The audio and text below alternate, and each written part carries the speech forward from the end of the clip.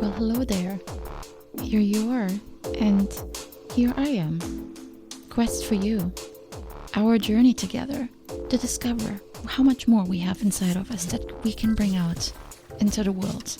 And this is episode 179, In Service to Others. And starting with a quote from Gandhi.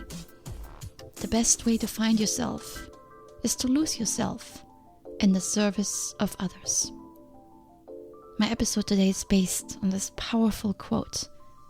I have learned from my own experience that we are happier human beings when we are in the service to others. I always believed this to be some advice only for monks and nuns and a few selected people on this planet that felt it to be their calling, like Mother Teresa.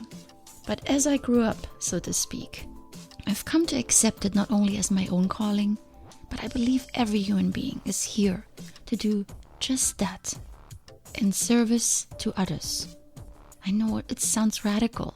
What probably comes to your mind are selfless words such as sacrificing, giving up, owning very little, and not able to desire anything. We see the service to others as something absolute, living our life or giving it up for the sake of others, doing what we feel like or completely changing course, one or the other. We think somehow we have to decide. There's the notion that we are here to make ourselves happy, get the most out of this short life, work hard so we can climb up the invisible ladder. We strive to become the people at the top, looking down at the rest, reaching for money, fame, and power, achieving a status where we are free, where we can do what we want, and instead of attending to others, others serve us. We believe this will be the ultimate level of joy and happiness. But then we hear the stories of those who achieve all of this and are not happy. They take drugs, they have relationship problems, and some even end their lives. So is giving up comfort and your pursuit for more the only answer to a happy life? Do you have to become a monk, retreat to the mountains, and meditate many hours every day? Do you have to donate all your money to charities and volunteer all your free time? Many people do choose a radical path like this, even only for a temporary period of time, because they are looking for answers. There is a Chinese saying that goes, if you want happiness for an hour, take a nap. If you want happiness for a day, go fishing. If you want happiness for a year, inherit a fortune. If you want happiness for a lifetime, help somebody. You'll find quotes by some of the greatest thinkers of our time all suggesting this similar notion. Happiness is found in helping others. There are proverbs and stories in many countries that highlight this as well. Not only are we happier when we help others, we are also wired to serve. Scientific research provides compelling support for this anecdotal evidence. Giving is, in fact, a powerful pathway to personal growth and lasting happiness. Experiments show evidence that altruism is hardwired in the brain, and it is something that we actually enjoy doing. When subjects donated to what they consider worthy organizations, brain scans revealed that the anterior prefrontal cortex lit up. It's the same region that controls cravings. So, generosity is not just a willful action, but it is something ingrained in our anatomy. And I'm sure you've sensed it before. It feels good when you know something you did helped another person. The great news is this. You don't have to give up your life to reap the benefits of true happiness that comes from helping others. You don't have to decide between one or the other, a selfless life or a serving life. You can live your life, pursue your dreams, strive for what your heart desires, while also thinking of others. In service to others means that some of your time, money, and emotional effort is going towards someone other than yourself. I believe only a few selected people can be of service 100% of the time. It takes a huge commitment, and it requires you not looking back. As for most of us, it's about finding a balance between a self-serving pursuit of our goals and a selfless dedication to help another human being reach their goals. I have a part of my life that is exclusively dedicated to serving. And I have not always been this generous.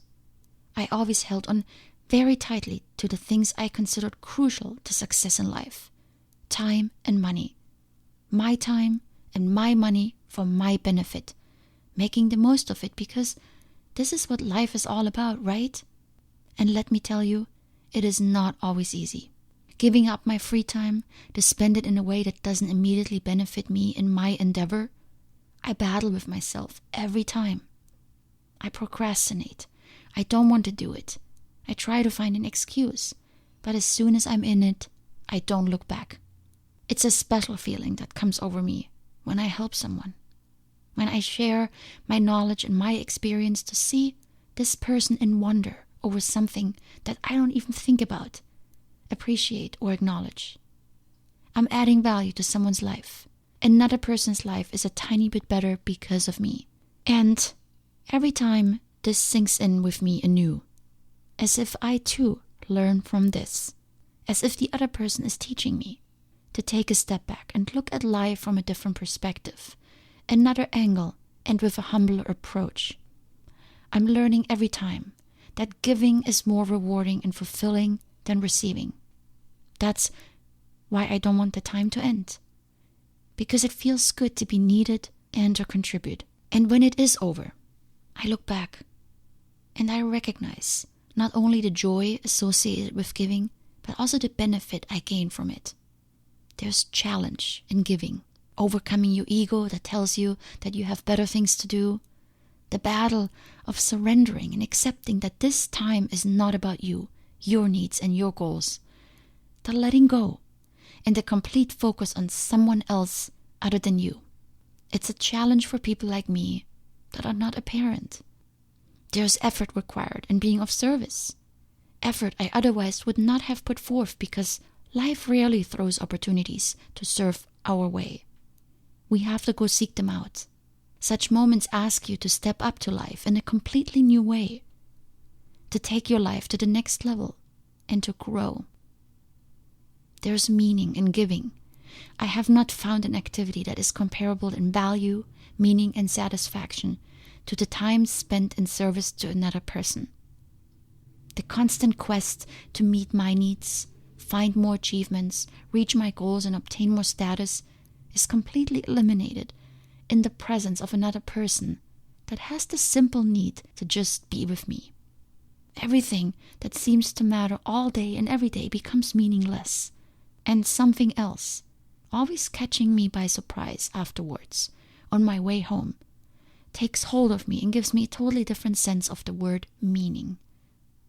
It's a relief, to be honest with you, because for a few moments, for a couple hours, the weight we put on our shoulders day in and day out, to succeed, to finish, to accomplish, that burden comes off for a while when we relinquish our grip on our own self for a while and focus on the other. And maybe this is what scientists see when they see the brain lighting up of those who are generous. This happiness, this lightness, and this freedom of not worrying about ourselves for a while. It's real joy without expectations of anything in return. I like this quote from Johann Wolfgang von Goethe. Not the maker of plans and promises, but rather the one who offers faithful service in small matters. This is the person who is most likely to achieve what is good and lasting.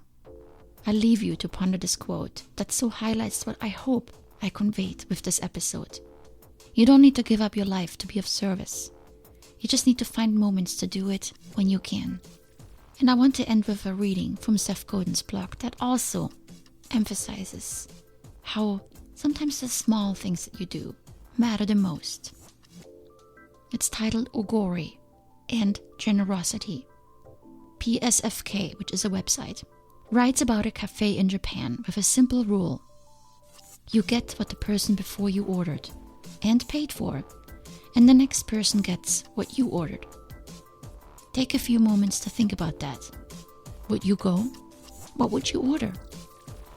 Is this an opportunity to give or an opportunity to take? I think we have Ogori opportunities daily. And I agree with Seth. We have them daily. Just, we need to open ourselves up to them and see them. Much love. Until next time.